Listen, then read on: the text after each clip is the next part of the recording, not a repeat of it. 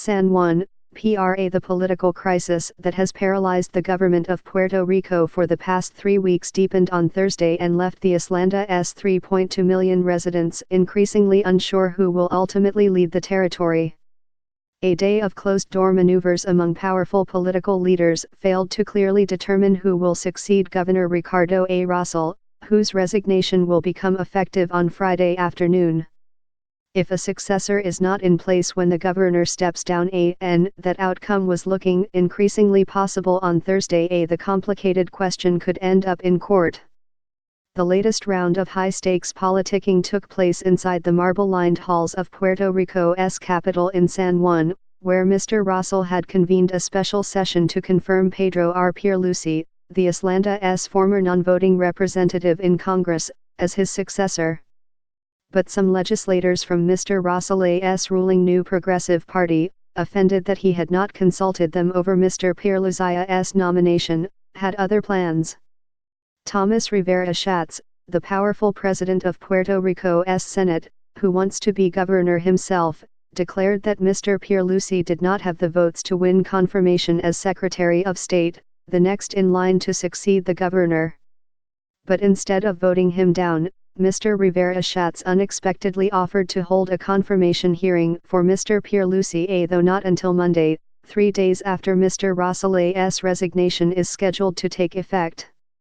A Senate vote, in that case, might not take place until later next week.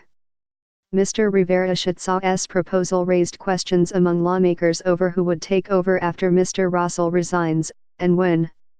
You have kidnapped democracy in Puerto Rico, said Senator Eduardo Batia of the opposition Popular Democratic Party. The House of Representatives, which also must confirm the appointment, scheduled a hearing for Mr. Pierluisi for Friday morning and a vote on his nomination for Friday afternoon. If Mr. Pierluisi fails to win that vote, it would put an end to his nomination, said Carlos J.M. Copyright Endes N ± EZ, the House Speaker. If he doesn't have the votes tomorrow, he doesn't have them, he said. Mr. M. Copyright Endes N ± EZ said he did not know how his caucus would vote. Earlier, Representative Gabriel Rodriguez Aguil, the House Majority Leader, said several new progressive lawmakers had decided to support Mr. Pierluisi after speaking with him privately.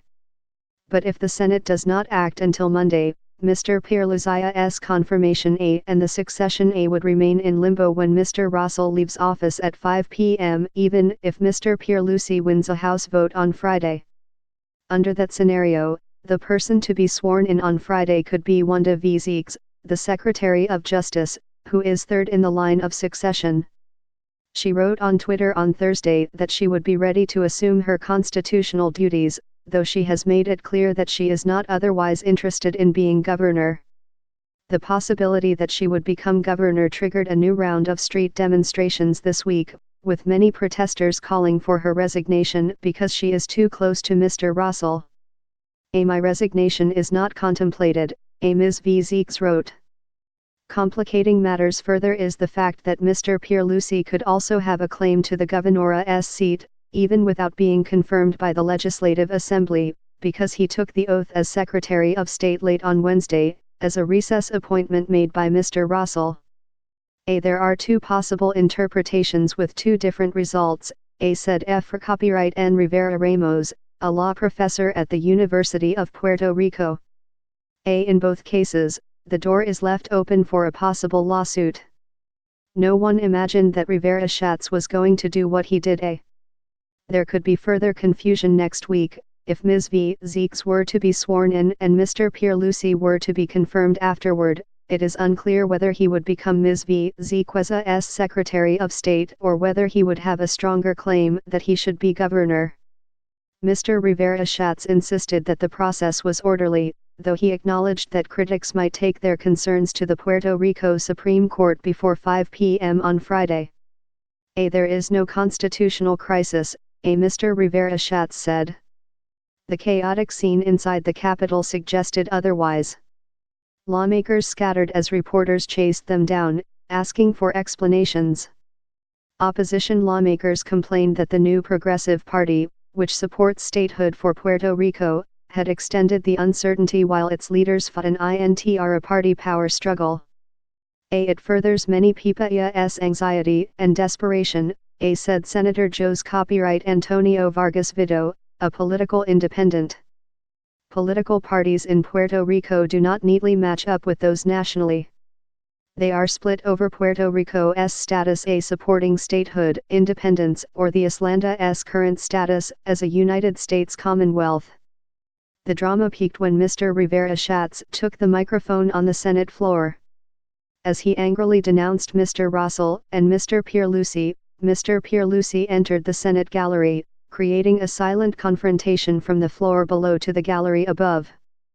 Television cameras and reporters swarmed Mr. Pierluisi, who stood without addressing the chamber.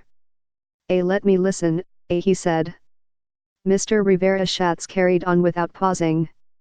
Local television and radio stations ran non-stop live coverage throughout the day. Several ran clocks counting down to Mr. Russell's departure. Outside the Capitol, a small crowd of protesters waited for clarity early in the day. Some demanded a different nominee than Mr. Pierluisi, a lawyer whose firm from which he took a leave of absence this week works for the unpopular Federal Oversight Board that manages Puerto Rico's finances. Others maintained he was acceptable enough. I did not vote for Pierluisi, said Benjamin Ramos Ram, a retiree from San Sebastián, PR, who referred to Mr. Pierluisi's 2016 candidacy for governor. But I think they should name a governor. We have a serious constitutional problem. People are tired. They want peace and calm.